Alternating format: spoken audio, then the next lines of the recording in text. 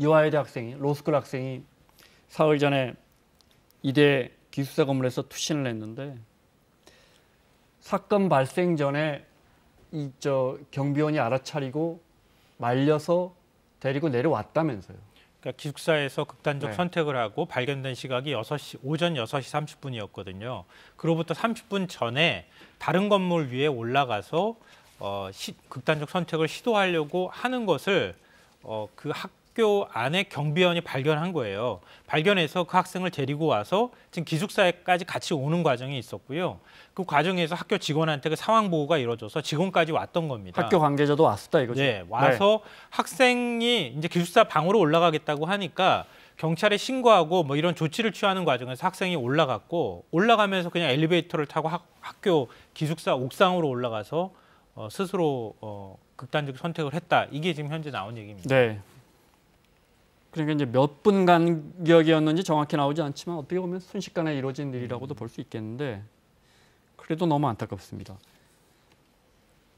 제도로 접근해 볼게요. 그러니까 일단 경찰에는 신고하려고 했으니까 그 경비분들은 원칙대로 대응하려고 했던 거죠. 원칙대로 대응을 하려고 하셨고 이제 부모에게도 연락을 하려고 하셨고 가족에게 연락하려고 했다. 그렇습니다. 그 사이에 여학생이 그냥 제 방으로 돌아갈게요 하니까 그냥 올려 보냈단 그러니까 말이에요. 1층에서 엘리베이터를 타는 것까지 봤는데 경비원이 보시니까 엘리베이터가 그 학생이 머무는 층에 안 서고 네. 꼭대기까지 올라갔다라는 거죠. 그래서 아차 싶었지만 너무 늦었다라는 겁니다. 그러니까 사실 그 상황을 정확하게 판단을 못하신 거는 같습니다.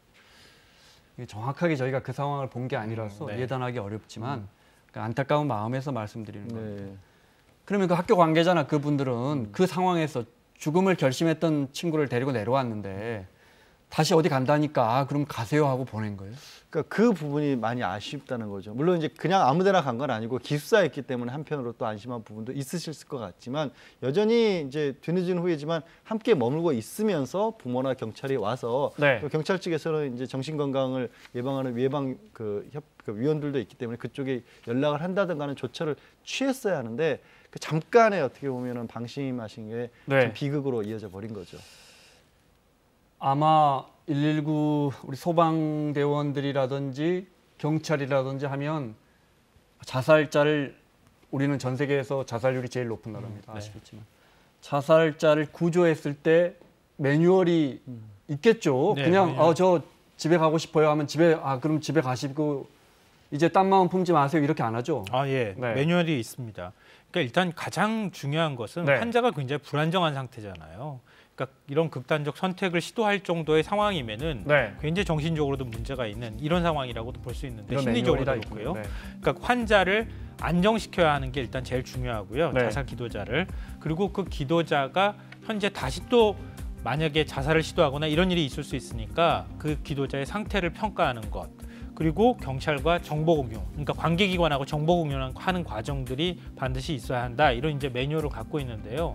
앞서 말씀하신 것처럼 학생을 구조했다고 하면 그 다음에 학생이 굉장히 심리적으로 불안정한 상태면은 그 학생이 다른 시도를 할 수 있다고 하는 가정을 하고 움직였으면 어땠을까? 제일 중요한 건 누군가 옆에 있어줘야죠. 그 상황에서. 그러니까 직원 누군가가 그 학생과 같이 있는 상태에서 경찰에 신고하거나 가족한테 이 사실을 알리는 과정이 있었어야 하는데 학생을 그냥 기숙사 방으로 올려보냈다. 이 부분이 좀 아쉽다는 거죠. 뭐 직원분들이나 경비하시는 분도 사실 그런 경험이 없으시고 하니까 당황하시다 보니까 이런 일이 발생한 것 같습니다.